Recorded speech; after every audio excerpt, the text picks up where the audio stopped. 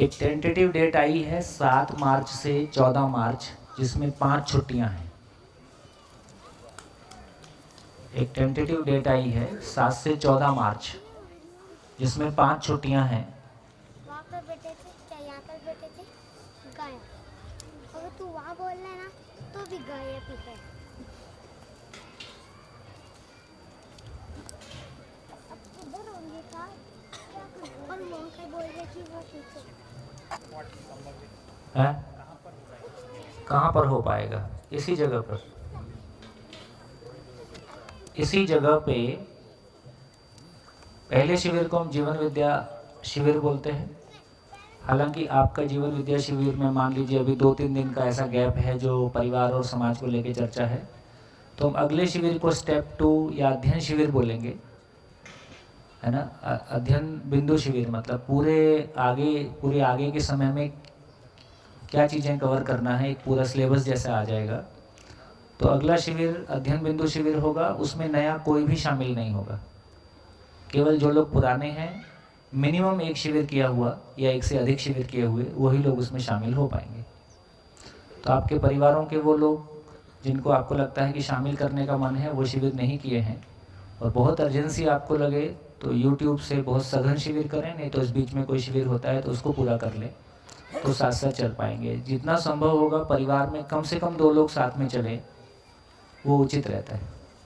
अधिक से अधिक लोग शामिल हो सकें परिवार के, वो बहुत अच्छा है, लेकिन कम से कम 2 लोग हों, तो एक परिवार में 2 लोग कम से कम बात करने के लिए हो जाएं, तो परिवार में वातावरण बदलता है।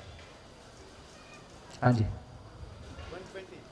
120 150 में से 150। अभी इतने फॉर्म आए हुए, कई फॉर्म अभी अच्छा, बाकी फॉर्म आए नहीं। ऐसे कोई लोग हों जिनके फॉर्म रेडी हों और अभी हाथ में हों, तो एक बार हाथ खड़ा करें। कोई ऐसे लोग हों जिनके हाथ में फॉर्म है और उन्हें दिया नहीं है, ऐसा कोई है? वो पीछे है। ऐसा कोई है तो हाथ खड़ा करें। हाँ बस भाई आप ले लीजिए। हाँ जी, ऐसे कोई फॉर्म हो तो ले लें। हाँ जी, जिन्होंने नहीं सबमिट किया है वो तुरंत सबमिट कर दें।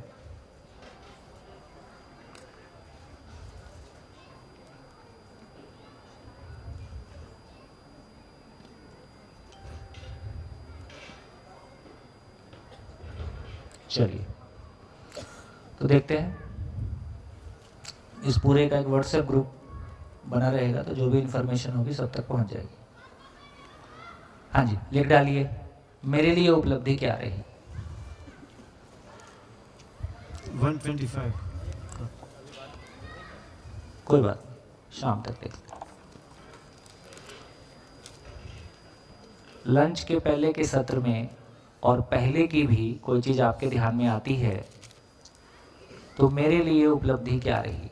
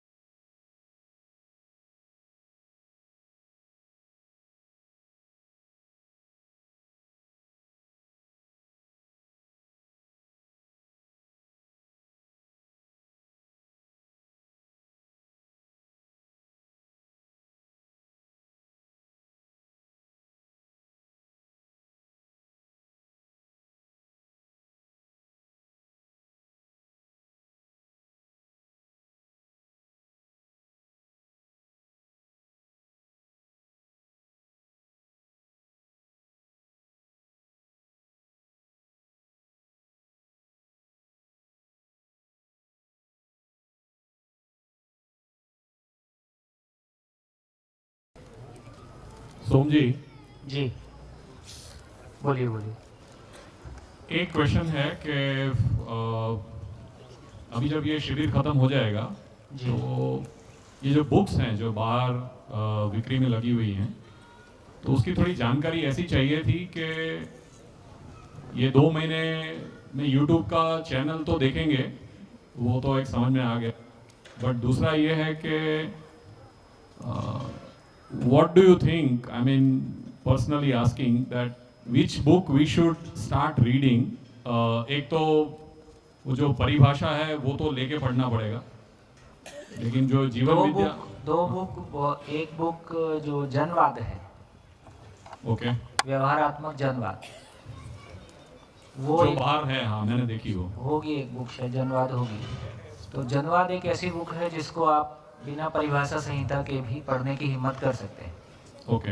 और वो डे टू डे में हम आपस में जनवाद, मतलब व्यवहारात्मक जनवाद का मतलब है कि जिसको हम व्यवहार कह रहे हैं उसकी क्वालिटी क्या है और आपस में हम क्या चर्चा करें, रोज़मर्रा की ज़िंदगी में हम क्या चर्चा करते हैं, और यदि जीने के धरातल की बात करेंगे, न्याय धर्म सत्य की बात करेंगे, तो हम क्या चर्चा करें, उसके बहुत सारे बिंदु और उस पर बहुत सारी कुछ चर्चाएं उभर के आ सकती। दूसरी पुस्तक जीवन विद्या एक परिचय, वो एक पूरा अनुसंधान का वर्ल्ड व्यू देती है। 99 में जब हम लोग शुरू हुए थे तब आदरणीय नागराज जी के साथ बैठ के एक डॉक्यूमेंट रिकॉर्ड हुआ था, वीडियो डॉक्यूमेंट था, जिसमें कि उन्होंने पूरा बोला कि उन्होंने एक तरह से पूरे दर्शन का परिचय दिया। तो उसको फिर वीडियो को सुन के ये ऑडियो, ये बुक बनाई गई, तो उसका वो जीवन विद्या एक परिचय है। ये दो बुक ऐसी हैं जिसमें कि जिसको कि काफ़ी एक वर्ल्ड व्यू भी मिल जाता है और थोड़ा सा हम कनेक्ट भी हो सकते हैं। लेकिन जो लोग अभी एक शिविर किए हैं और देखा जाए तो एक भी शिविर पूरा नहीं हुआ है, तो कम से कम आप YouTube से 1-2 शिविर पूरा करें और घर में परिवार में देखने का। और मेरे को लगता है कि यहाँ मैं ये भी सुझाव दे सकता हूँ कि जैसे आप परिवार से मान लीजिए अकेले आए हैं, या हो सकता है हस्बैंड वाइफ आए हैं, परिवार में और भी लोग हैं, बाकी लोग चले ना चलें, लेकिन उनको पता रहे कि आप क्या कर रहे हो और उनकी आपके साथ सहमति जुड़ी रहे, ये आवश्यक हो जाता है जब हम एक परिवार के लोग हैं। तो लोगों के मन में काफ़ी क्वेश्चन रहता है कि हम अपने परिवार को कैसे जोड़ें। तो जोड़ने का जो सरल उपाय पिछले इतने सालों में समझ में आया, जो काफ़ी प्रैक्टिसेबल है, उसमें ये लगा कि आप परिवार में कोई एक शिविर YouTube पे, उसको टीवी पे डाल दें, आजकल वो टीवी पे डाल देते हैं ना, तो टीवी पे आप देखें और केवल 1 घंटा देखें। एक अच्छा शिविर उपलब्ध है निकोरा, भरूच के पास निकोरा एक जगह है, वहाँ की एक अच्छी पूरे शिविर की रिकॉर्डिंग है और सामाजिक शिविर है और काफ़ी अच्छा शिविर है, लोग उसको काफ़ी अप्रिशिएट करते हैं। और यदि आपको लगता है कि बच्चों का देखना चाहिए, चिल्ड्रन शिविर के नाम से एक बच्चों का शिविर है, तो 2 शिविर, एक पारिवारिक और एक बच्चों के साथ 2 शिविर हैं। तो इसमें 4 चीज़ें नोटिस करने, ध्यान में रखने लायक हैं कि एक तो ऐसे समय देखें जब घर में सभी उपलब्ध हैं, तो सामान्यतः रात को खाना खाने के बाद, और आप अकेले देखें, किसी को देखने के लिए बुलाएं मत, और देखते समय कोई कमेंट करे तो आप रिएक्ट मत करें। तो जब सारे लोग घर में हैं तब देखना है, 1 घंटे से ज़्यादा नहीं देखना है, किसी को देखने के लिए बुलाना नहीं है और किसी को कोई चीज़ समझाना नहीं। केवल आप 1 महीने तक रोज़ 1 घंटा बैठ के देखें। जब आप देखेंगे तो कोई घर का आदमी निकलता हुआ खड़ा होकर देखेगा, बोलेगा ऐसा थोड़ी होता है, प्रैक्टिकल नहीं है। आप कुछ मत कहिए, उसके साथ आप बोलिए मेरे को भी ऐसे ही लगता है।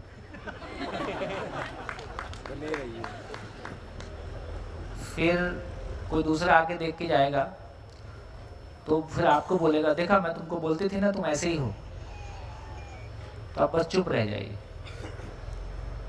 तो धीरे धीरे आप पाएंगे, कोई 2 मिनट सुनेगा, कोई 4 मिनट सुनेगा, कोई पॉजिटिव कमेंट करेगा, कोई नेगेटिव कमेंट करेगा, लेकिन बहुत संभावना है कि 30 दिन के अंदर अंदर पूरा परिवार किसी न किसी रूप में सहमति दे देगा कि बात तो ठीक लग रही है। और जब भी कोई समझने समझाने की बात अटके तो आप यही कहना कि देखो मेरे को भी ना ये बात समझ में नहीं आ रही है, तुम एक बार सुन के देखो, हो सकता है तुमको बेहतर समझ में आ जाए, तुम थोड़ा मेरे को समझा सको। तो सामने वाले का ईगो संभालना भी एक शिष्टाचार है।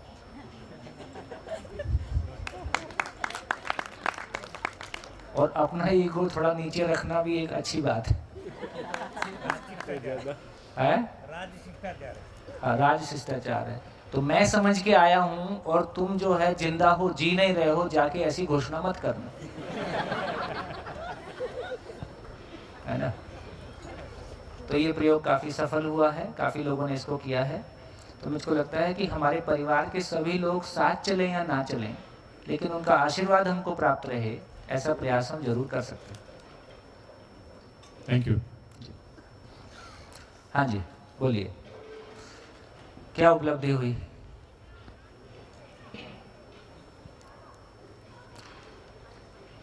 देखिए, जो मुझको उपलब्धि हुई पहले मैं बता देता हूँ। अभी आज कल रात को हम लोग चर्चा कर रहे थे तो लगभग ये 8,86,000 के आसपास का शिविर था, जिसमें से 6 लाख कुछ आ गया था। तो रात को वेणु भाई ने शेयर किया कि अभी 1,88,000 कम है। तो लगभग हम सभी शिविरों में ऐसे ही करते हैं कि लास्ट में सबके सामने शेयर कर देते हैं। जो आ जाता है आ जाता है, नहीं आता है तो जो ऑर्गेनाइज़र है वो अपने पास से उसको निपटा लेते हैं और वहीं पे वाइंड अप हो जाता है। तो किसी तरह का कोष इकट्ठा करने का नहीं है, किसी तरह का मतलब वहीं पे चीज़ ख़त्म करो, वहीं वाइंड अप करो। कोई कमेटी नहीं, कोई किसी तरह का कोई भी कैरी ओवर नहीं है। तो थोड़ा सा ये अमाउंट बड़ा था, फिर भी मैंने सोचा कि कोई बात नहीं, सबके सामने जैसे शेयर करते हैं वैसे शेयर कर देंगे। और इसी रूप में ये बात आज आपके सामने रख भी दी। मुझको पता भी नहीं था, उसके पहले हमारे एक मित्र ने उसको पूरा कर दिया, शेष जो बचा वहाँ फिर किसी मित्र ने पूरा कर दिया। तो मैं सोचता हूँ कि शायद पिछले 27, 25, 26 साल का मेरा सामाजिक सफ़र में कभी भी पैसे की कमी से कोई काम नहीं रुका। ये बात हर बार रिपीट होती है। तो जब भी काम रुकते हैं, हमारी आदमी की कमी की वजह से रुकते हैं। और यदि पैसे की कमी से कोई काम रुकता है तो मेरा ऐसा मानना है कि वो आपका व्यक्तिगत महत्वाकांक्षा है, वो किसी समाज की ज़रूरत नहीं है। अपनी व्यक्तिगत महत्वाकांक्षा के लिए हम कुछ भी सोच सकते हैं। तो इस रूप में देखें तो ये शिविर, यदि जहाँ तक मेरे को याद आता है कि पंडाल में मैंने पहला शिविर किया।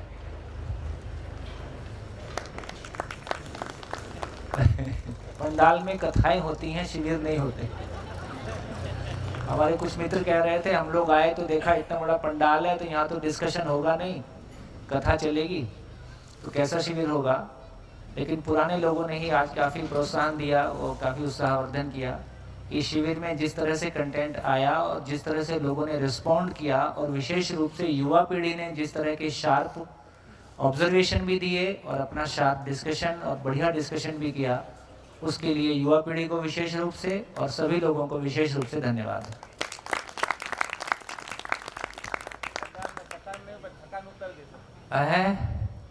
क्या कथा नहीं हुई मगर थकान उतर गई, तो ये तो ठीक हुआ। तो इतना बड़ा शिविर, और शायद मेरे भी ध्यान में ऐसा आता है कि शायद 200 लोगों का या 300 लोगों का शिविर पहले भी शायद हुआ होगा, लेकिन 8 दिन का शिविर हुआ हो ऐसा मेरे भी ध्यान में कम आ रहा है। तो उस दृष्टि से देखें तो ये शिविर बहुत सफल रहा। फिर भी किसी नॉर्मली जो शिविर करने का हमारा तरीका रहता है, एक सही तरीका ये है कि भवन समाज का हो, हम लोग अपने पैर से आए जाएं, हमारा बोझ किसी शिवरार्थी के ऊपर ना पड़े, और हमको तो कोई फीस या उस तरह की कोई आवश्यकता है नहीं। मैं ही नहीं, हम सभी मित्र ऐसा ही करते हैं। और जो लोग आए वो अपने भोजन का खर्च वहन करें, सामान्य एक ऐसा भाव रहता है। फिर भी ऐसा हमेशा नहीं संभव होता है कि बिल्डिंग, इतना बड़ा भवन जो है सामाजिक विधि से उपलब्ध हो। फिर जो भी उसका पड़ता है वो सब मिलके सबके बीच में आपस में शेयर हो जाता है, और वो ट्रांसपेरेंट विधि से सबको पता रहता है क्या हुआ कैसे हुआ, और शिविर में ही लोग मिलके उसको मैनेज कर लेते हैं। ऐसा मेरा भाव जरूर है कि ऐसी शिविर की जगह थोड़ी सी प्राकृतिक स्थल हो। बीचों बीच शहरों के मेरी ऐसी स्वीकृति थोड़ी कम आती है। थोड़ा प्राकृतिक जगह हो जहाँ पर्याप्त जंगल जैसा हो, वन जैसा हो और नेचुरल जगह हो। तो भविष्य में ऐसी 2-4 जगह गुजरात में स्पॉट में आ जाएं, आप सब लोग मिलके उसमें सहयोग कर सकते हैं। जहाँ समय समय पे इस तरह के शिविर संपन्न किए जा सकते हैं और इस भाव के साथ में चला जा सकता है। तो ये भी आप सबकी जानकारी में रहे कि कोई भी हमको लगता है कि कोई ऐसी जगह है जहाँ पे, क्योंकि हर बार भी इतनी सारी बिल्डिंगें पहले से बनी हुई हैं, इतने सारे भवन पहले से बने हुए हैं, उनका सदुपयोग हो और मानव जाति के लिए हो, मानव के कल्याण के लिए हो और बोझा ना बढ़े। तो मुझको लगता है कि काफ़ी सुखद सभी जगह हम ऐसे ही चल पा रहे हैं, गिनती के केंद्र हैं और भविष्य में हम देखेंगे, पता चलेगा कि केंद्रों की आवश्यकता खत्म हो जाएगी, हमारे घर ही केंद्र हो जाएंगे। रायपुर में और कुछ शहरों में इस तरह की स्थितियां बन रही हैं कि कुछ परिवार ही केंद्र हो गए हैं।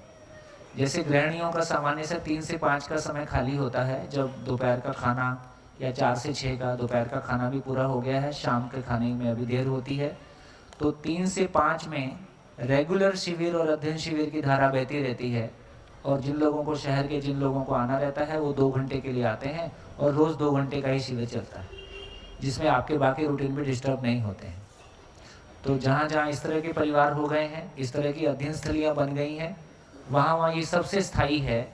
इसमें ना कोई बिल्डिंग की ज़रूरत है और एक परिवार में 10 लोग बैठ के, 20 लोग बैठ के शिविर भी कर ही सकते हैं। हमारे ड्राइंग रूम खाली पड़े ही हैं, है ना, और इतने सुंदर सुंदर ड्राइंग रूम हमने अपने घरों में बनाए हैं। तो ड्राइंग रूम का एक ही काम है कि उसमें शिविर होने शुरू हो जाए। आपके ड्राइंग रूम की शोभा सोफ़ा सेट और LCD स्क्रीन और पेंटिंग्स नहीं है, उसमें मानव बैठ के और मानव कल्याण की बात करे और अपनी जीवन जागृति की बात करे। ये हमारे ड्राइंग रूम की शोभा है। तो देखिए आप में से कितने लोग सफल हो पाते हैं और किस तरह से उस प्रक्रिया की ओर बढ़ पाते हैं। जो कुछ यहाँ हुआ है कल हम समापन करेंगे, लेकिन आज ही एक बहुत तृप्ति की जगह में हम ओवरऑल पूरी सभा और सभी को मैं बहुत दिल से धन्यवाद भी देना चाहता हूँ। आगे की बात को हम शुरू करेंगे। धन्यवाद। बोलिए, अब माइक आपकी तरफ। कल दिन भर की, आज विशेष रूप से आज, हाँ जी, पीछे एक माइक, आगे एक माइक।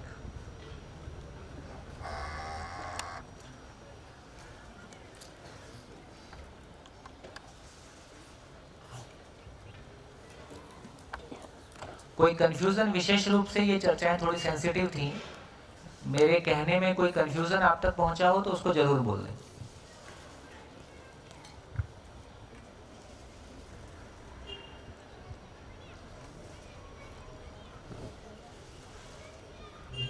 हेलो,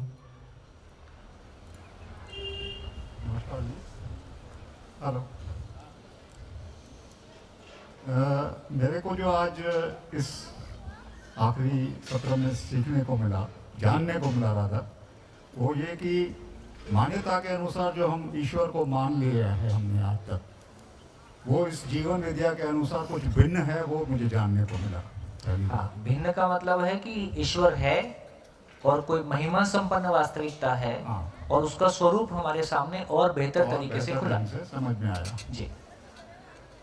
ईश्वर और भगवान में क्या फर्क है? नॉर्मली ये जो 2 टर्म यूज होती हैं, तो जिस संदर्भ में आपने ईश्वर और भगवान को परिभाषित किया, वो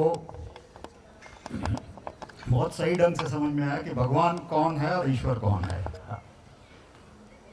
और जो नॉर्मल हम सब सोचते हैं, भूत प्रेत, देवी देवता, उन पे भी काफ़ी प्रकाश मिला आज इस शिविर में मुझे। धन्यवाद जी। बहुत बढ़िया जी। और कोई शेयरिंग? हाँ जी, माइक।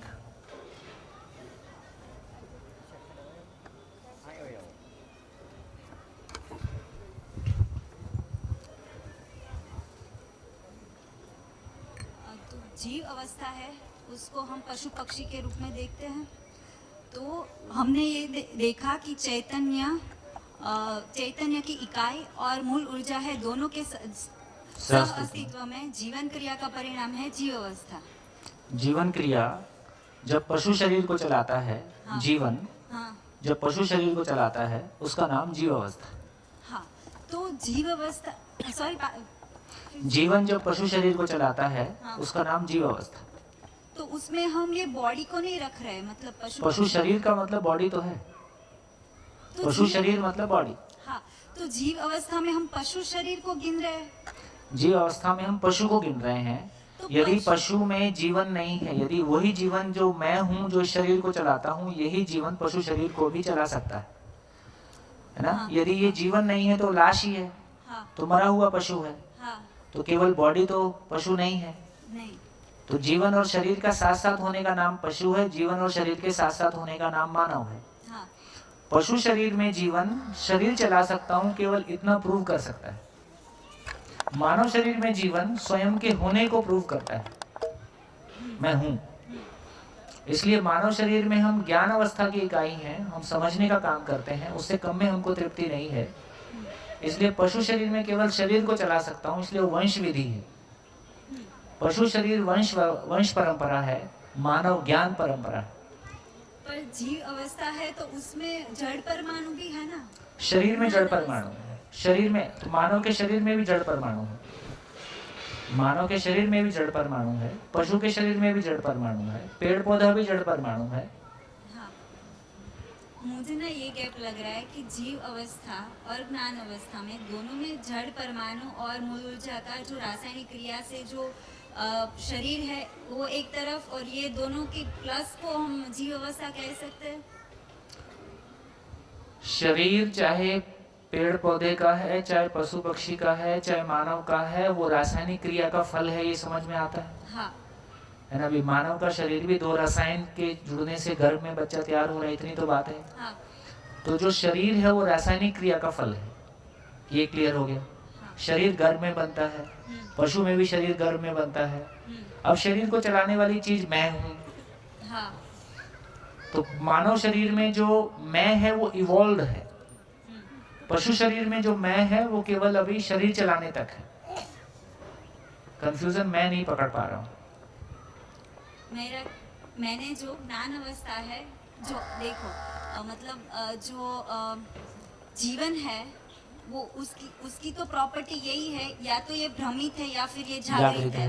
तो जागृत जो जीवन है उसको व्यक्त करने के लिए बॉडी चाहिए, ठीक है। उसको भ्रमित जीवन को भी जागृति पाने के लिए बॉडी चाहिए। हाँ, और जो जीवन है वो भी व्यक्त होता ही है पशु पक्षी के रूप में, ठीक है।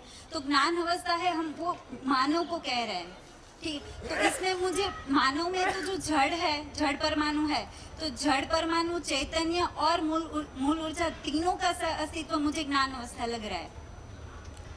ज्ञान अवस्था में ऐसे तो देखो यदि आप देखोगे, ये बाल जो है ये पदार्थ है, हाँ नाखून पदार्थ है, हाँ शरीर की कोशिकाएं प्राणावस्था, मूल में इकाइयां प्राणावस्था है, हाँ ठीक है। और बेसिकली जो मैं स्वयं को शरीर मानता हूँ, हाँ ये जीव अवस्था का स्वरूप है। हाँ और जब मैं स्वयं को ज्ञान के ढंग से प्रकाशित करता हूँ तो ये ज्ञान अवस्था है। यदि ज्ञान अवस्था में बात करेंगे तो पदार्थ अवस्था भी आ गया, प्राण अवस्था भी आ गया, जीव अवस्था भी आ गया, और ज्ञान तो है ही है। हाँ यदि जीव की बात करेंगे तो उसमें पदार्थ भी है, प्राण भी है, जीव भी है। हाँ यदि जीव प्राण अवस्था की बात करेंगे तो उसमें पदार्थ है। तो ऊपर वाली अवस्था में नीचे वाली अवस्था समाहित है ही है। ठीक है, मतलब मुझे वही गैप लग रहा था कि ज्ञान अवस्था में हम पदार्थ भी तो है ना। है ना, बाल और नाखून पदार्थ है, और ये सब कुछ मरने के बाद पदार्थ ही हाँ, चैतन्य और मूल ऊर्जा का तो सह अस्तित्व है ही जीवन में। हाँ, जीवन में वो एक तरफ हाँ। से आ रहा है, और जो जड़ शरीर में भी और मूल ऊर्जा दोनों हाँ, का दोनों का प्लस नीचे जाके बिल्कुल। ज्ञान अवस्था हो रहा है। बिल्कुल बिल्कुल बिल्कुल बिल्कुल बिल्कुल सर बढ़िया बढ़िया बढ़िया, ठीक। सर, हमने मैं क्या हूँ, मतलब मानव और संसार क्या है, प्रकृति के ऊपर एक अच्छी खासी क्लैरिटी ले ली। और आज मुझ में जो घटित हुआ है वो मैं ये बता सकता हूँ कि एक सावधानी घट गई। अब मैं कुछ भी करूँगा तो सोच समझ के करूँगा, और अब मैं होशपूर्वक बर्ताव करूँगा, और जो कुछ बोलूँगा वो सोच के बोलूँगा या फिर नहीं बोलूँगा। ऐसा मतलब मैंने ये कंक्लूजन में लिखा है। विचार, वाणी, वर्तन, व्यवहार में मैं उस ईश्वर को याद करके उसके सारे गुणों से मिलाप करके फिर आगे बढ़ूँगा। एक सूक्ष्म लेयर जैसा बन गया है, मतलब एक छलनी जैसा बन गया है, जिसमें जिसमें छान छान कर मैं आगे बढ़ूंगा। वही देखो, आपने ही कभी शिविर के बीच में दौरान में कहा था कि किसी सही गलत को पहचानने का यूनिवर्सल आधार क्या होगा, वो पैरामीटर्स क्या होंगे जब हम चीज़ों को जांच सकें, है ना। ऐसा मेरे को ध्यान में आता है। तो अभी हमको जैसे आपने कहा कि छलनी लग गई है ना, ध्यान में आ गया है, एक लेयर बन गई है। तो ये लेयर वही है कि सारा पूरा अस्तित्व क्यों है, कैसा है, उसका रेफरेंस पॉइंट हमारे पास आ गया है। बिल्कुल वैसे ही देखिए कि हर जीवन में स्वस्थ शरीर का रेफरेंस पॉइंट रहता है, तभी हम बीमारी को नोटिस कर पाते हैं। वैसे ही अभी जीवन में स्वस्थ मानसिकता का रेफरेंस पॉइंट आ जाए, स्वस्थ मानसिकता का रेफरेंस पॉइंट आ गया, तो जब भी मैं उससे डेविएट होता हूं, जब भी मैं उससे दूर जाता हूं, तो मैं पहचान पाऊंगा कि गैप आ गया है। और ज्यादा दुख जल्दी राहत, जितनी पीड़ा ज्यादा होगी, अपने ही अनिश्चित आचरण के लिए, अपने भीतर गैप्स के लिए, उतनी हमारी गति बन जाती है। बराबर। सर, आपने कर्मों के फल के ऊपर कुछ खास नहीं कहा, आपने सिर्फ इतना ही कहा कि कर्मों का फल एक कैश पेमेंट है। कैश पेमेंट भी है। तो कर्मों के ऊपर कुछ अगर और रोशनी डालोगे कर्मों के फल के ऊपर तो भी अच्छा रहेगा। और एक छोटी सी एक क्वेश्चन जैसा है कि अपना जो मेमोरी पार्ट है वो कई बार बहुत चूकता है। जैसे कोई 20 साल पुरानी घटना है आपके व्यवहारिक जीवन की या विवाहिक जीवन की, तो वो बार बार चूकती रहती है, वो जाती नहीं है ऐसे इजीली। तो अपनी मेमोरी को करेक्ट करने के लिए या मेमोरी से छुटकारा पाने के लिए कोई टूल या कोई समझ के बारे में आपका अगर कहें तो। बहुत बढ़िया। हाँ जी, तो आगे चले।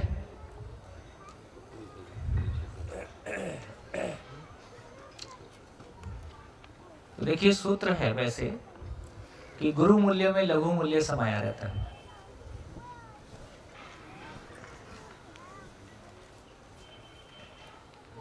गुरु मूल्य में लघु मूल्य समाया रहता है। तो एक तो जनरल प्रिस्क्रिप्शन ये है जो आपने पूछा उसके लिए, जैसे यहाँ कहा गया कि कुछ भी छोड़ने के लिए नहीं कहा जा रहा है, कुछ भी त्याग करने के लिए भी नहीं कहा जा रहा है, क्योंकि एक बढ़िया चीज समझने के लायक है। देखिए, एक सेंटेंस हमने ओपनिंग सेंटेंस शिविर में दिया था कि मानव जो कुछ भी करता है किसी सुख की तलाश में करता है। ध्यान में है? ये आया था? आया था कि नहीं आया था? आया था। यदि मानव जो कुछ भी करता है किसी सुख की तलाश में करता है, तो फिर त्याग शब्द का क्या मतलब है? अभी हमारी कंडीशनिंग के अनुसार दोनों शब्द अपोजिट हैं। त्याग मतलब मैंने कुछ छोड़ दिया, दूसरी तरफ मैं कहता हूं कि मैं जो कुछ भी करता हूं अपने सुखी होने के लिए करता हूं। तो यदि मैं अपने सुखी होने के लिए करता हूं तो फिर त्याग क्या है? बात पहुंच रही है? तो मैं ये पूछना चाहता हूं कि यदि हर मानव जो कुछ भी करता है अपने सुखी होने के लिए करता है, तो फिर त्याग क्या हुआ? हाँ, त्याग करने से भी सुख मिलता है। जब सुखी मिलता है तो फिर त्याग क्यों बोल रहे हैं? फिर सुखी बोलो। कॉम्प्रोमाइज वाला सिचुएशन। हाँ जी। सुख के लिए छोटे सुख का त्याग, मतलब जो चीजें परमानेंट है, जो निरंतर है, वो प्राप्त करने के लिए हाँ। जो शॉर्ट टर्म है उसको मैं त्याग रही हूँ। हाँ, इसका मतलब हो गया कि एग्जाम डेज में आपने नींद त्याग दिया, नींद या टीवी या जो टीवी भी करते थे। या कुछ और, तो आपने कोई चीज त्याग दी या कोई चीज पकड़ी है? वो बड़ी चीज के पकड़ने लिए। के लिए छोटी चीज छोड़ दी। तो बड़ी चीज पकड़ने के लिए जो अनावश्यक था वो छूट गया, तो त्याग क्या होता है? जैसे उस दिन आपने करियर के लिए पूछा था कि इंटरेस्ट चेंज हो जाता है तो नया इंटरेस्ट आ जाता है, पीछे का इंटरेस्ट है ना? तो फिर त्याग की परिभाषा क्या निकली? अनावश्यक का त्याग।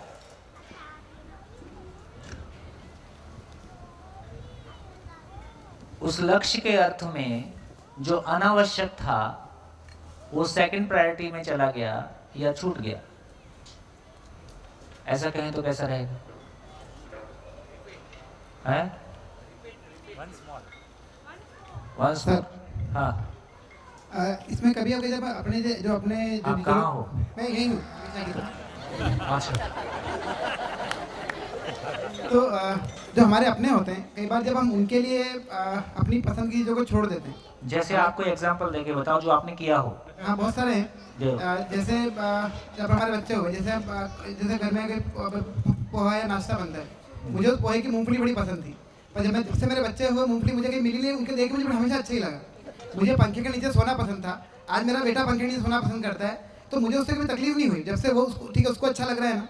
तो अपनों के लिए कई बार हम ऐसी चीज़ें जो छोटी बड़ी हमें पसंद होती है, तो क्या खिड़की हुआ? की सीट पसंद थी, अब हमारी वाइफ खिड़की पे बैठती है तो हमको अच्छा लगता है, ठीक है वो खिड़की बैठी, मैं साइड में बैठ जाऊँ, चलता है मुझे। जैसे अपनों के लिए हम कई बार छोड़ तो देते हैं, ऐसा आपने क्यों किया? उनको अच्छा लगता है इसलिए। बस, तो अपने सुख के लिए किया। ओके।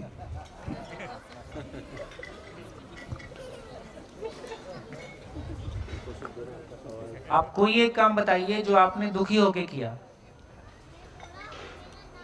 दुख तो होता है लेकिन ठीक है।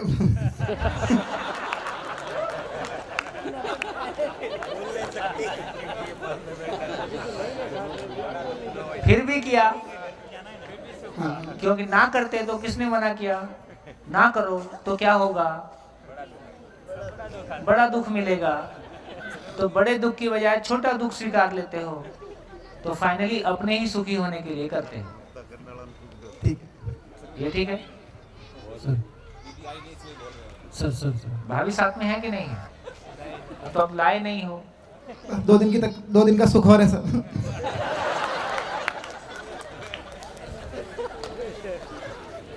आज तो सर ये जो छोड़ने वाली बात है, जैसे पास्ट में देखे या फिर जो भी कोई एक्स्ट्रा ऑर्डिनरी पर्सन है, लाइक गांधी जी है या फिर नागराजन जी है और कोई देखो, महात्मा पहले अपने कोई पकड़े तो- हो। 1 मिनट, समझना स्वयं में होता है। जब मैं कोई सूत्र आपके सामने रखता हूं, आप पूरी ताकत लगा के उसके विरोध में एग्जाम्पल लेके आओ और अपनी जिंदगी से लाओ, तो समझना होता है। फिर हम परीक्षण कर सकते हैं। ठीक है। हाँ, अभी ये तो सूत्र अच्छा आपके देता हूँ, सामने आ गया अभी। रखा है। हाँ, बोलो। तो जैसे मैं किसानी करता हूँ तो खेत में बीज उगाते हैं और फिर देखते हैं, और थोड़ा मेरा अलग प्रकार का किसान है कि शहर में से वीकेंड में लोग आते हैं, वो लाइव करते हैं, उनको सिखाता रहता है, ऐसा करता हूँ। तो जो उगता है फिर उससे खमन ढोकला फाफड़ा हम खाते हैं, फिर जो बचता है वो बाकी बेच देते हैं और वो भी खमन ढोकला खा सके। तो अभी मेरे को यहाँ रिलेट करने का ऐसा सूझ रहा कि जो बीज है वो अलग अलग जमीन में भी उग सकता है, वैसे ही मन है जो हर एक अलग अलग शरीर में है, मैं है जो मैं है वो ऐसे बीज के प्रकार, और बीज को जो डालते हैं तो एक बीज से अलग, एकदम अलग और कई सारे और बीज वो देता है। ऐसे ही जो मैं है हर एक अलग अलग बॉडी में जाके अपनी पूर्णता सिद्ध करके कुछ ना कुछ देता है। ये एक दिख रहा है मेरे को। वो ठीक है, ये तो हाँ। सब ठीक है। क्वेश्चन कहाँ गया? क्वेश्चन मेरा ये है कि अभी कुछ जो छोड़ने वाली बात चल रही थी ना, उसमें बताओ। तो जैसे कि मेरे को कुछ सिद्ध हो गया तो ये मेरी अपनी खुद की जागरूकता है, तो मैं ये मेरे इनहेरिटेंस में इतना ज्यादा नहीं दे सकता हूँ। जो भी एक्स्ट्रा ऑर्डिनरी पर्सन है उसके भी इनहेरिटेंस में नहीं आ रहा है, तो उनका कारण ये स्वखोज ही है, क्योंकि उनको एक को स्वखोज हुई, इसलिए वो ज्यादातर दूसरों को नहीं दे पाते हैं। क्वेश्चन क्लियर नहीं। मैं सिर्फ इतना कह रहा हूँ कि मानव जो कुछ भी करता है किसी सुख की तलाश में करता है। आप इसके विरोध में कोई एग्जाम्पल ढूंढ के लाओ कि मैंने कुछ किया और मैंने दुखी होने के लिए कुछ किया। आपने जो कुछ भी किया अपने सुखी होने के लिए किया। हमने कोई समाज सेवा नहीं की, हमने दूसरों के लिए। क्लैरिटी जैसा था बस। हाँ, वो तो छोड़ दीजिए। हाँ जी, फिर से आइए। मेरे को लगता है कि इस पे हमारी क्लैरिटी बनेगी तो थोड़ा सा और हमारा इन डेप्थ आएगा। और कोई शेयरिंग? मानव जो कुछ भी करता है किसी सुख की तलाश में करता है। यदि ऐसा कहा जा रहा है तो फिर अच्छा करे बुरा करे, है ना, जो कुछ भी हम करते हैं अपने सुख की तलाश में करते हैं। फिर त्याग शब्द को यही कहा जाएगा कि अनावश्यक का त्याग है। जो लक्ष्य के लिए अनावश्यक था वो छोड़ दिया। ये ठीक है? ठीक है, ये आपने अनुमति दे दिया, उसके बाद एकदम बढ़िया है ना? इसका मतलब है कि किसी को लगता है कि मेरी जिंदगी की राह में, सत्य की खोज में मेरे लिए शादी अनावश्यक है, तो उसने शादी छोड़ दिया। किसी को लगा कि मेरे लिए परिवार भी अनावश्यक है, उसने परिवार छोड़ दिया। ठीक, इसका मतलब है कि अपने लक्ष्य को केंद्र में रखते हुए जिसको जो आवश्यक लगा, आवश्यक को पकड़ के रखेंगे कि आवश्यक को छोड़ देंगे? आवश्यक को हम पकड़ के ही रखते हैं, अनावश्यक को छोड़ देते हैं, है ना? इससे, इस क्लैरिटी से क्या फर्क पड़ता है? इस क्लैरिटी से ये फर्क पड़ता है कि अनावश्यक जो हमने अच्छाइयों को दूसरों तक पहुंचाने के लिए उसको त्याग के रूप में महिमा मंडन किया, उससे अच्छाइयां मल्टीप्लाई नहीं हुई, पूजनीय हो गई। बात पहुंची? नहीं पहुंची, नहीं पहुंची। फिर से मैं बोलता हूं, एग्जाम्पल आपको देना है। चलो मैं बोलता हूं कि यदि मैं कहूं कि निरंतर सुखी होने के लिए आपको ये त्याग तपस्या करना पड़ेगा, ठीक, ये छोड़ना पड़ेगा, तो उसमें एक तरह का, फिर सभी छोड़ पाएंगे? सभी सफल होना चाहते हैं कि शहीद होना चाहते हैं? आम जनमानस को देखें तो वो सफल होना चाहता है। शहीदी के लिए कुछ ही लोग तैयार होते हैं उसके लिए भी। लेकिन यदि ये बनता है कि हाँ, निरंतर सुखपूर्वक जीने के लिए कुछ भी छोड़ना नहीं है, और जो अनावश्यक है वो खुद ही छूट जाएगा, और इस क्रम में जो आवश्यक है वो अपने आप पकड़ में आ जाएगा, तो रास्ता सबके लिए सहज लगता है, सरल लगता है। तो जब हम ये कह रहे हैं कि कोई अच्छा, हम ये महिमा मंडन क्यों किया कि इन्होंने इतना त्याग किया, इन्होंने इतना त्याग किया, तो वो अच्छाई को दूसरों तक पहुंचाने के लिए त्याग का महिमा मंडन किया। जब त्याग दूसरों तक पहुंचा तो सामने वाले की त्याग करने की हिम्मत नहीं थी, उन्होंने कहा भैया तुम्हारी पूजा कर दूंगा, है ना, तुम महान हो, मैं ये नहीं कर सकता। तो वो अच्छाई पूजनीय हो गई, या वो अच्छाई मल्टीप्लाई हुई? कोई चीज मल्टीप्लाई कब होगी? जब वो सरल और सहज सभी के लिए एक्सेसिबल होगा। तो इस सेंस में जो बात मैं कह रहा था, आपकी बात पे जो कहना चाह रहा था, कि यदि कुछ भी छोड़ने के लिए नहीं कहा जा रहा है, जो अनावश्यक होगा वो जब पहचान में आएगा तो सूखे पत्ते की तरह गिर जाएगा। इसलिए जो कुछ भी हमारे पास अनावश्यक है, चित्त में कोई पुरानी मेमोरी है, कोई भूतकाल की पीड़ा है, कोई वर्तमान से विरोध है, कोई भविष्य की चिंता है। बहुत मोटा एग्जाम्पल लेंगे तो ऐसा भी बोल सकते हैं कि मेरी एक ही फैक्ट्री है, वो लॉस में चल रही है। अब धीरे धीरे मेरी 20 फैक्ट्री होगी, एक अभी भी लॉस में चल रही है। लेकिन क्या मेरे को पहले के जितना दुख होगा जितना पहले था? 20 से तो 19 से तो प्रॉफिट आ रहा है। तो जैसे जैसे हमारी जिंदगी में बाकी फ्रंट खुलते जाते हैं, समाधान बराबर सुख का रास्ता खुलते जाता है, अपने विचारों का, अपने भाव का, अपनी जीने की दुनिया फैलती जाती है, अपनी उपयोगिता का विस्तार होता है, वैसे वैसे जो पुराने बैगेज हैं उनका प्रभाव कम होते जाता है। मेमोरी का ये बेसिक फंडामेंटल है कि उसमें इनपुट है, आउटपुट नहीं है। एक बार जो मेमोरी अंदर आ गई, अब वो बाहर जा नहीं सकती, वो रहेगी ही। लेकिन इतना हो सकता है कि उसका प्रभाव खत्म हो जाए। पहले उस घटना को याद करके पीड़ा होती थी, अब उस घटना को याद करके पीड़ा नहीं होती है। तो एक तो ये कहने की कोशिश है कि एक तो अपने भीतर से भी हम इस बात को स्वीकार लें कि आपने जो कुछ भी किया, हम ये माने रहते हैं कि मैंने फलां के लिए इतना कुछ किया था और उसने वापस मेरे को रिस्पॉन्ड नहीं किया। बहुत सारा हमारा पुरानी पीड़ा इस बात से आता है कि हमने लोगों के लिए बहुत कुछ किया और वापस उन्होंने वैसा रिस्पॉन्स नहीं किया। तो इसमें ये आप थोड़ा सा भी आप ध्यान देके देखते हैं तो आपको पता चलता है कि आपने जो कुछ किया, कहीं ना कहीं आपका सुख उसके साथ जुड़ा था, इसलिए आपने उसको किया। जिस समय किया था उस समय सुख जुड़ा, अब 10 साल बाद वो सुख नहीं दे रहा है, तो अब आपको साल रहा है कि मैंने क्यों किया। तो यदि घटना पे हमारा ध्यान चला जाएगा, उस घटना के समय की मनस्थिति पे हमारा ध्यान चला जाएगा, उसके मनोविज्ञान पे हमारा ध्यान जाएगा, तो पता चलेगा कि मैंने आज तक जो कुछ भी किया वो मेरे सुखी होने के लिए किया। किसी का सुख किसी के लिए दुख हो सकता है और किसी का सुख पूरी दुनिया के लिए सुख हो सकता है। ये अलग अलग हमारी चेतना की स्थिति की बात है, ये हमारी चेतना की स्थिति की बात है। लेकिन ये अकाट्य है कि मैंने अच्छा किया या बुरा किया, मूलतः अपने सुख की तलाश में किया, फिर मेरे सुख में किसी का दुख शामिल था या मेरे सुख में सबका सुख शामिल था, ये मेरी चेतना के स्तर की बात है। तो ऐसा हम विस्तार से अपनी ही जिंदगी की घटनाओं को ऑब्जर्वेशन करेंगे तो उसमें भी वो काफ़ी कुछ रिजॉल्व हो सकता है। तो एक तो मैंने कहा कि देखिए हमारे भाई ने ये कहा कि यहाँ से जाने के बाद क्या होगा, तो यहाँ से जाने के बाद ये है, उसके बाद भी ये वातावरण, ये मनस्थिति बनी रहे। तो उसके लिए मैं पुराना एक एग्जांपल देता हूँ। जब हम लोग बचपन में थे और कुछ भी बीमारी होती थी तो सरकारी हॉस्पिटल में जाते थे। सरकारी हॉस्पिटल में एक लाल बोतल रखी रहती थी और प्लास्टिक की बोतल पे निशान होते थे, और वो कुछ भी बीमारी हो बस एक बोतल भर के दे देते थे। तो यहाँ कोई भी बीमारी हो उसकी दवा एक है, तो लाल दवाई डबल डोज।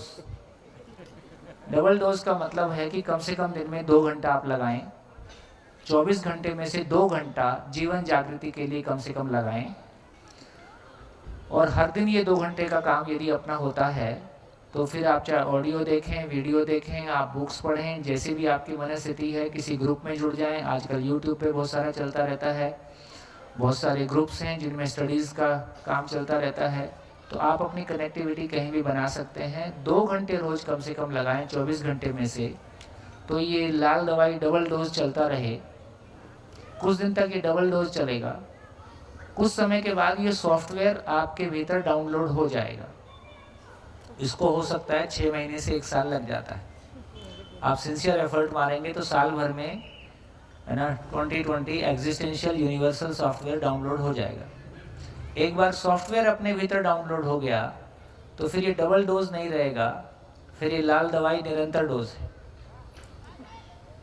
फिर लगातार वो अपने में ही लगातार, जो आपने कहा कि लेयर बन गई है, अब कुछ दिखने लगा है, ये लेयर इतनी क्लियर होगी कि हर क्षण मुझको दिखाई देगा, मेरे भीतर का जो पॉजिटिविटी है वो भी दिखाई देगा। तो उसको परिभाषा दिया है दर्शन में, अनुभव की रोशनी में क्या कर रहा हूँ, क्यों कर रहा हूँ। अभी ये अनुभव की रोशनी आपको मंच से मिलती है और बहुत सारी चीज़ों के बारे में क्लैरिटी आपको मिल रही है। कोई समय के बाद ये क्लैरिटी आपके मेमोरी में डाउनलोड हो जाएगा, तो लगभग पूरा कंटेंट आपकी मेमोरी में आ जाएगा। तो वो अनुभव की रोशनी हो गई, वो मेरी अभी अपनी नहीं है, वो अभी मेमोरी में है, लेकिन हर क्षण क्या कर रहा हूँ, क्यों कर रहा हूँ, इस पे मेरा ध्यान जाएगा। तो जो गैप्स हैं वो भी दिखाई देंगे, जो ताकत है वो भी दिखाई देगी, और क्या अध्ययन करना है वो भी हमको ध्यान में आएगा। तो लगातार हम उस ग्राह में आगे बढ़ेंगे। तो गुरु मूल्य में लघु मूल्य समा जाता है। जिस तरह से अभी शिविर के दौरान के वातावरण में हमारी मनस्थिति इस वातावरण के प्रभाव के कारण जैसे भी एक बेहतर होती है, तो बहुत सारा हमारा ध्यान इंद्रिय सुख पे नहीं जाता है, बहुत सारा हमारा मन में हल्कापन आता है, हमारे जीने की आशा बढ़ती है ना। अपने ही भीतर बड़े संकल्प आते हैं, अपनी ही उपयोगिता का विस्तार देखने का और समाज में अच्छाई को देखने की जो हमारी चिर परिचित चाहत है कि ये बाजार ठीक हो जाए, ये समाज ठीक हो जाए, इतना अपराध है वो ठीक हो जाए, ये भ्रष्टाचार या कुछ और ठीक हो जाए। तो कम से कम अभी हमको लगता है कि कुछ नहीं हो सकता है, कोई नहीं सुनता है, कोई नहीं सुधरेगा। फिर लगता है सब कुछ समझ सकते हैं, सब कुछ सुधर सकते हैं, और बाई एजुकेशन होने से सब कुछ ठीक हो सकता है, और मेरा मजबूत कंधा इसमें, मेरा अंगद का पैर इसमें जमेगा, है ना। तो जैसे जैसे हमको अपनी उपयोगिता दिखाई देती है, अपनी खुशहाली बढ़ती है और हम आगे बढ़ सकते हैं। एक जनरल तरीका ये है। फिर कुछ स्पेसिफिक तरीके हैं जिन पे हम कुछ काम कर सकते हैं। वो मेरे को लग रहा है कि उसके लिए थोड़ी तैयारी अभी कम है। अगली बार जब हम मिलेंगे तो थोड़ी सी कंटेंट पे क्लैरिटी और हो जाए, परिवार और समाज पे बात थोड़ी सी और हो जाए, तो हम कुछ चीज़ों पे और स्पेसिफिक बात कर सकते हैं जहां हमको लगता है कि भूतकाल की पीड़ा, वर्तमान से विरोध और भविष्य की चिंता को हम बहुत प्रिसाइजली हैंडल करने की जगह में भी आ जाएंगे। धीरे धीरे वो काम भी हो जाएगा। तो जितनी हमारी चर्चा हुई है उस चर्चा में मुझको लगता है कि मैं जितना समय अभी हमारे पास है उसमें जीवन क्रिया को थोड़ा सा खोल दूं, तो फिर हो सकता है कि YouTube से भी आपको थोड़ी सी उसकी स्थिति बन जाएगी। देखिए, अभी जितनी चर्चा हमने की है उसमें एक तो ये क्लैरिटी बन गई कि शरीर को चलाने वाली एंटिटी मैं हूँ और ये जीवन है। दूसरी क्लैरिटी जो हमने ईश्वर पे चर्चा की उसमें ये भी हमारी क्लैरिटी बनी कि ये खाली स्थान खाली नहीं है, ऊर्जा स्वरूप है और ये क्रिया शून्य है। क्रिया शून्य का मतलब है कहीं से आया नहीं, कहीं जाएगा नहीं, इसका मतलब है तो ईश्वर कहाँ से आया, खाली स्थान कहाँ से आया, ये क्वेश्चन गिर गया। ये क्लैरिटी बन गई, ये क्लैरिटी हो गई, ये क्वेश्चन ही खत्म हो गया कि ये खाली स्थान कहाँ से आया। अब दूसरी क्लैरिटी है कि ये एटम कहाँ से आया, ये परमाणु अंश या एटम कहाँ से आया। तो ये भी समझ में आता है कि दो ही चीज़ें हैं, परमाणु है और व्यापक वस्तु खाली स्थान है, और खाली स्थान से आया नहीं है, तीसरी कोई जगह है नहीं, इसलिए ये भी है। ये ध्यान में आ गया। ये दोनों ही क्वेश्चन गिर जाते हैं कि परमाणु कहाँ से आया और खाली स्थान कहाँ से आया। फाइनली क्या समझ में आया, क्या समझ में आया कि मूल ऊर्जा में संपूर्ण सृष्टि मूल ऊर्जा में ऊर्जित है। एग्जिस्टेंस इज को एग्जिस्टेंस, अस्तित्व सह अस्तित्व है, सह अस्तित्व नित्य वर्तमान है, सह अस्तित्व नित्य प्रभावी है, सह अस्तित्व नित्य प्रकटनशील है, चार अवस्थाओं के स्वरूप में प्रकट है। मानव के अलावा सभी अपने आचरण के साथ हैं। मानव में एक निश्चित आचरण की प्यास है, संस्कार पूर्वक समझ पूर्वक मैं उस निश्चित आचरण को पा सकता हूँ, यही शिक्षा संस्कार है। इतनी बात हमने आज दिन में की थी। ठीक, तो ये क्लैरिटी हमारी बनती है। तो अब ये समझ में आ गया कि ये जड़ परमाणु है। अब ये जीवन कहाँ से आ गया, ये क्वेश्चन अभी शेष है, तो इसकी चर्चा अभी नहीं करेंगे।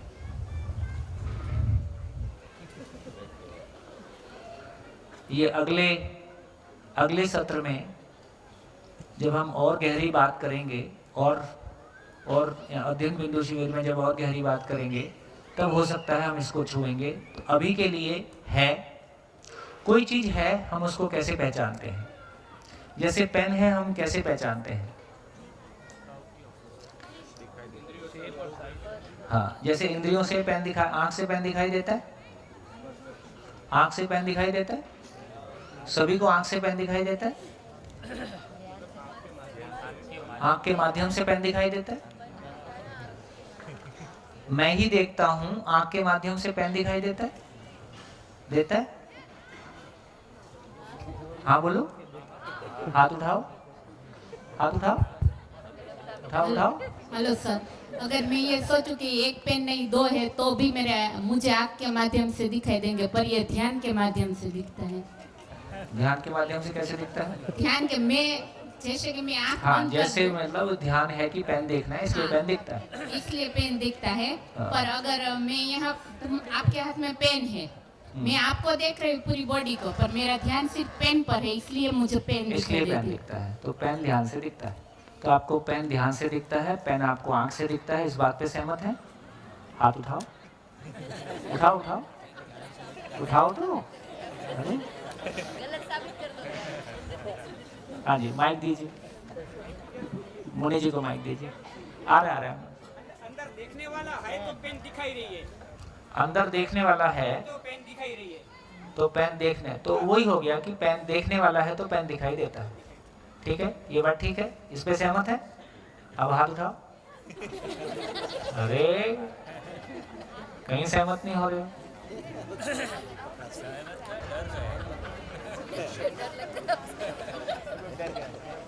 डर गए हो कि कुछ तो लोचा है, आत्मविश्वास हिल गया है। हाँ जी, बोलिए, माइक। कोई चीज दिखाई दे रही है, मैं इंटरप्रेट कर रही हूँ कि पेन है, क्योंकि मेरे भूतकाल के अवलोकन से, अनुभूति से। फिर से बोलो, माइक पकड़ो। कोई चीज मेरी आंख से दिखाई दे रही है, ठीक है, मतलब दिखाई दे रही है सिर्फ मेरी भूतकाल की अनुभूति, क्योंकि मुझे ये सिखाया गया है कि ये चीज पेन है, इसीलिए मुझे वो पता चल रही, मैंने डिसाइड किया वो कि ये पेन है। तालियां। तो पेन ना आंख से दिखता है, ना ध्यान से दिखता है, ना देखने वाला उसको देखता है। कैसे? इसी पेन को ले जाके किसी आदिवासी इलाके में जिन्होंने आज तक पेन यूज ना किया हो उनको दिखाया जाए तो क्या दिखाई देगा? वस्तु भी क्या, कोई कलर है ना, कोई पदार्थ, क्या उसको पेन दिखाई देगा? तो मुझको पेन इसलिए दिखाई देता है कि मैं इसकी क्रिया को पहचानता हूं कि ये पेन है, क्योंकि मेरे भूतकाल में ये इंफॉर्मेशन मेरे पास है कि ये पेन होता है। इसलिए कोई हाथ ऊंचा नहीं। और मेरे पास एक पेन है जो पेन जैसा दिखता है, वो दिखेगा पेन जैसा पर वो पेन नहीं है। आप उसको अपने भूतकाल के एक्सपीरियंस से देख के पेन बोल सकते हो, और वो पेन नहीं है, वो कुछ और निकल आएगा, है ना। तो इसका मतलब ये हुआ कि बेसिकली जब हम कह रहे हैं तो हम क्या देखती है, फिर ध्यान देखता है कि आंख देखती है कि मैं देखता हूं कि कौन देख रहा है? हमारे अनुभव बोल रहे हैं या हमारी स्मृति बोल रही है ना। हमारे पास वो इंफॉर्मेशन है, इसलिए हम कोई चीज को देख पाते हैं। तो फाइनली पेन इसलिए दिखाई देता है कि इसकी क्रिया को मैं पहचानता हूं, इसलिए पेन दिखाई देता है।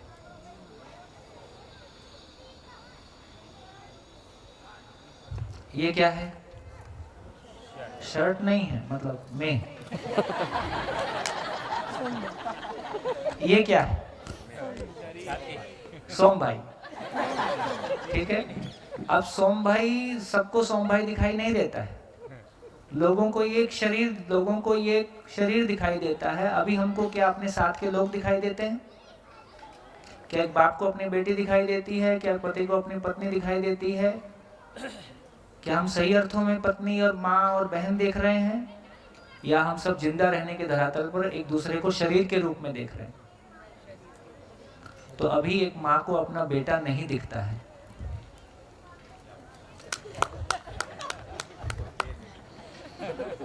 तो अभी एक माँ को अपना बेटा नहीं दिखता है, एक पति को अपनी पत्नी नहीं दिखती है, पत्नी को पति नहीं दिखता है, क्योंकि हमारे पास क्या नहीं है? हमारे पास क्या नहीं है? हमारे पास वो चेतना ही नहीं है कि हमको बेटा दिखाई दे। हमको एक शरीर दिखाई देता है जिसको मैं बेटे के रूप में पहचानता हूँ, नाम देता हूँ बेटा। यदि बेटे के रूप में पहचाना होता, पत्नी और भाई और बहन और माँ के रूप में पहचाना होता, तो क्या अपनों से दुख पाया होता? क्या हम अपनों से दुख पाना चाहते हैं? क्या हम अपनों को दुख देना चाहते हैं? इसका मतलब है कि हमारी देखने की योग्यता होगी तो दिखाई देगा। ना आंख से दिखता है, ना मैं देखता हूं। देखने की योग्यता होती है तब दिखता है।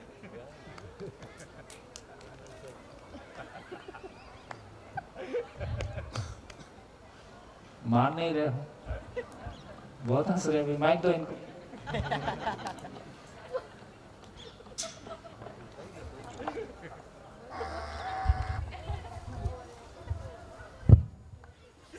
हम ये बात कर रहे थे कि अभी तो ये सेट हुआ है, तो आप दूसरा डाले दो, वापस कंफ्यूजन।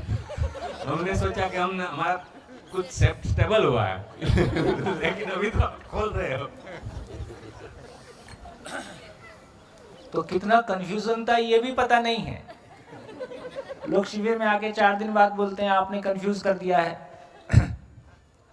मैंने कंफ्यूज कर दिया कि कंफ्यूज थे ही पता चल गया है? तो आपको तो ये भी पता नहीं था कि आप कंफ्यूज थे। तो ये गलत नहीं है। अभी आजकल जो बहुत सारा जो ट्रेनिंग प्रोग्राम्स रहते हैं उसमें एक वो क्वाड बनाते हैं ना, मैं जानता हूं कि मैं क्या नहीं जानता हूं। फिर क्या बनाते हैं? पहले मैं जानता हूँ कि मैं क्या जानता हूँ। हाँ, ऐसे 4 क्वाड बनाते हैं। बड़ा इंटरेस्टिंग है ये। मैं जानता हूं कि मैं क्या जानता हूं। मैं जानता हूं कि क्या नहीं जानता हूं। मैं जानता हूं क्या जानना है। और मैं नहीं जानता हूँ मैं नहीं जानता मैं क्या नहीं जानता हूँ। कि क्या नहीं जानता।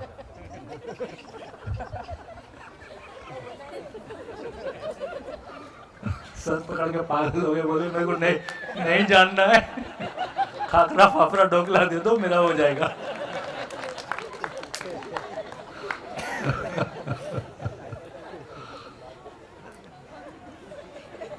ऐसी थोड़ी खुश हो जाओगे। अभी तो हमको कथा कहानी सुनने की आदत है। सामने वाला मंच पे बैठेगा, फिर एक से कहानी जुड़ाएगा, फिर एक जन ढोलक बजा के कुछ सुना देगा, है ना।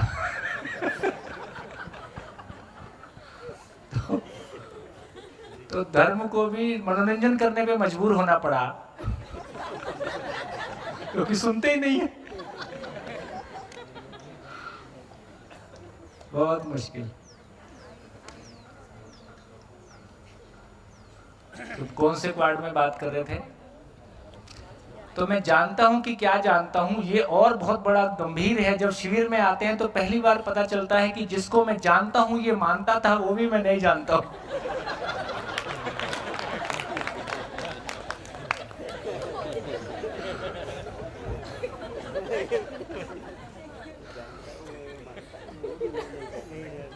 जिसको मैं मानता था कि मैं जानता हूं, शिविर में आने के बाद पता चला कि मैं कुछ भी नहीं जानता हूं।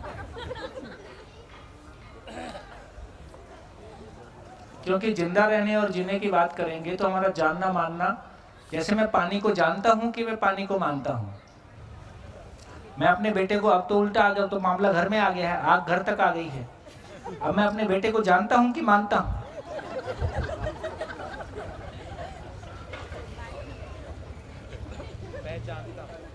25 साल एक कमरे में रहते हुए हो गए हैं पति पत्नी के रूप में। तो एक दूसरे को जानते हैं कि मानते हैं? जानते तो है ही नहीं, अब मानना भी बंद कर दिया है।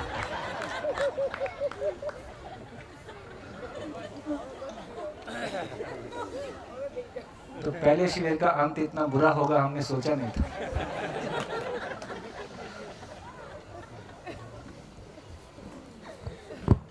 कम से कम शादी हुई थी तो पति पत्नी मानते थे। अब 25 साल बाद तो सब एकदम आर पार हो गया है, ना जानते हैं ना मानते हैं, फिर भी साथ साथ है।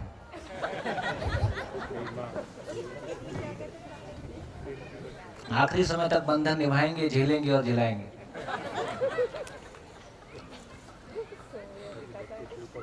बताइए कहाँ पहुंचे?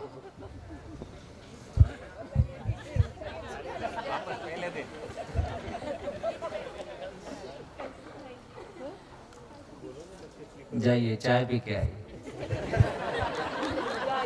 धन्यवाद, नमस्कार, फिर मिलेंगे ब्रेक के बाद।